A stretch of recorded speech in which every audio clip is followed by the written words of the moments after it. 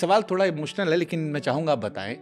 हम लोग अपने माँ बाप को कई बार बहुत ग्रांटेड ले लेते हैं। पापा तो हैं ही, शहरों में आ गए, बात नहीं होती, या बात की तो 2 मिनट, हाँ ठीक है अभी बिजी हैं, करते हैं आपको। मम्मी के साथ भी जब साया हटता है, अरे बाप रे बाप, क्या कीमत समझ में आती है पिताजी की? अब बहुत समझ में आती है दोस्त। कैसे करूं, उसको शब्दों में बयान करना मुश्किल है कि इस चीज़ को मैं शब्दों में बयान कर दूं।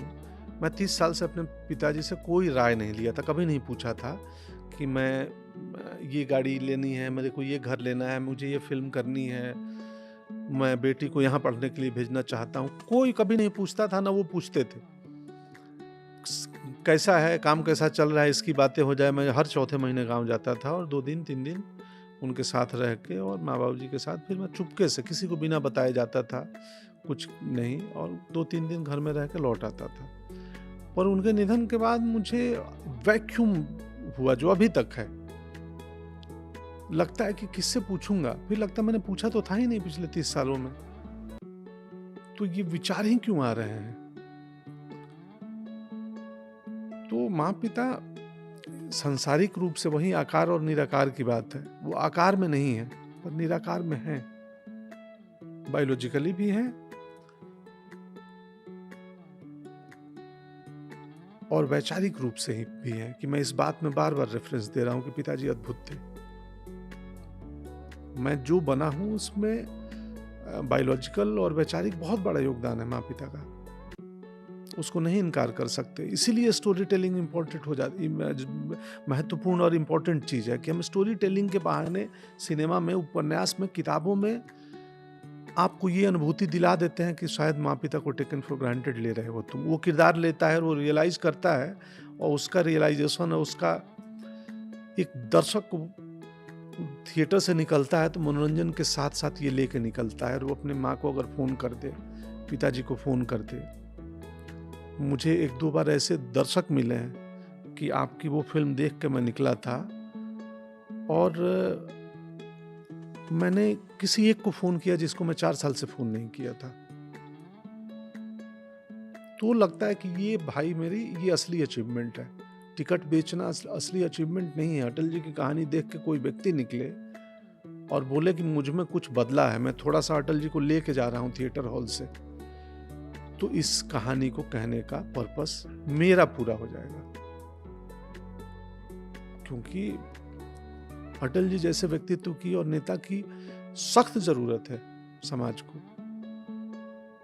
करुणा हमारी बढ़ जाए ना तो हम सतयुग में पहुंच जाएं। मैं अटल जी पे इसका एक सवाल पूछूं, एक सवाल मैं आपसे पूछ लेता हूँ। आप भी पिता है एक, हाँ जी बिल्कुल, बिटिया के। हाँ। पंकज त्रिपाठी कैसे पिता है? ये तो बेहतर होगा बेटी ही बताए, पर मुझे लगता है मैं अच्छा पिता हूँ। वो भी बोलते रहती है कि तुम अच्छे पिता क्या हो। परिभाषा होती है अच्छे पिता की? आप जज नहीं करते अपनी बिटिया को? नहीं जज करता, और मैं नहीं, स्ट्रिक्ट भी हूँ थोड़ा। कभी कभी मैं सीधे ना करता हूँ किसी चीज़ के लिए। जैसे किस चीज पे?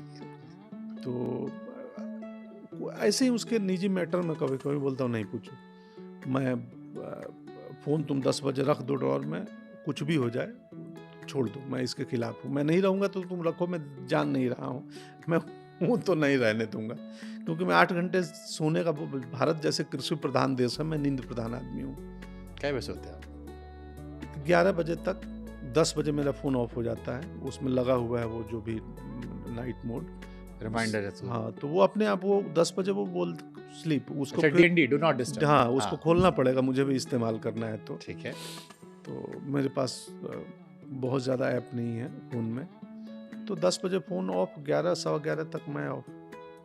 सुबह 6:30-7 बजे जग जाता हूँ। नहीं, सवाल हमने इसलिए पूछा क्योंकि कई बार लोग कहते हैं कि जिसको जितना रोको उतना आदमी उतना और वो काम करता है।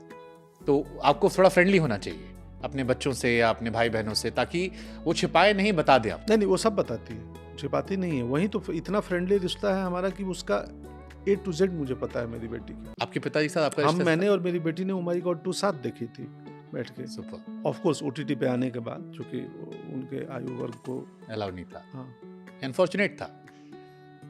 फिल्म देखने के बाद मुझे भी, जब OTT पे हमने भी देखी उसको, तो हमें भी एहसास हुआ कि ये फिल्म जिनके लिए बनी थी उन्हीं के खिलाफ शायद एक शुरू में शायद एजेंडा, प्रोपेगेंडा बढ़ गया, तो हम लोग भी नहीं शायद बहुत सारे लोग उसको, हम जैसे लोग भी उसमें जिम्मेदार हो गए, हमें लगा शायद और अच्छे से जागरूक कर सकते थे, वो एक अच्छी अपॉर्चुनिटी थी। लेकिन यही रिश्ता आपका आपके पिताजी के साथ था, या ये आप मानते हैं कि नहीं? नहीं, वैसा नहीं था मेरे पिताजी के साथ। मेरे पिताजी के साथ मेरा कम्युनिकेशन मेरी बेटी जैसा नहीं था, क्योंकि हमारी पीढ़ी अलग थी। कि पिताजी मुझे कभी, बट वो एक अनसेड सा था, वो कुछ समझाते नहीं थे, बोलते नहीं थे, पर पता नहीं उनके आचरण को, उनके कर्म को देख के अपने आप हम, तो हमारे ज़माने में इतनी बाहरी इंटरवेंशन नहीं थे ना, संचार क्रांति नहीं हुई थी जब हम बच्चे थे, टीवी नहीं था, मोबाइल नहीं था, मुश्किल से एक रेडियो सेट था मेरे गांव में 3। हमारी बच्ची के पास जो डिवाइसेज हैं, जो दुनिया बदली है वो हमारी नहीं बदली। आप भी सुनते थे रेडियो पे मैच ऐसे कान पे लाके? हाँ हाँ, रेडियो